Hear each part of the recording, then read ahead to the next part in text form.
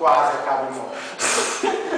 Aluno rebelde da sala de construção de edifícios tem conquista frustrada com a cantora Paula Dayana Bernardes.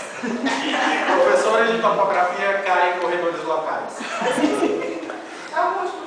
No laboratório de infraestrutura ocorrerá nessa noite o aniversário de 15 anos da professora de topotrologia.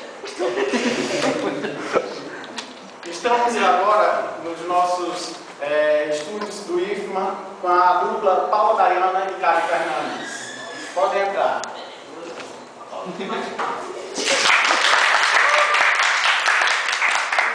Boa noite.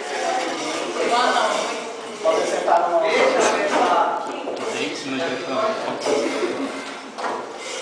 Sabemos que vocês estão com um grande lançamento.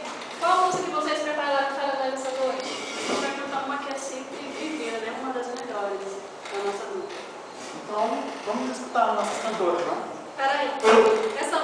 Estou sabendo agora, nesse exato momento, que essa música que vocês prepararam, vocês irão oferecer?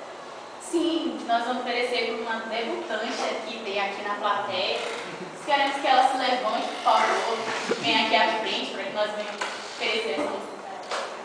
Pode vir. Sente uma cadeira aqui. Pode sentar aí, menina. Então, Quem sabe canta com a gente, né? então vamos escutar nossas cantoras. Sabe, ainda sou uma garotinha.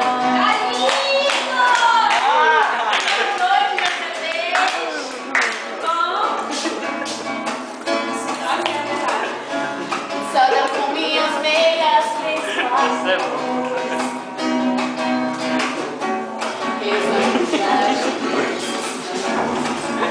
Você, mano. Bora lá o povo.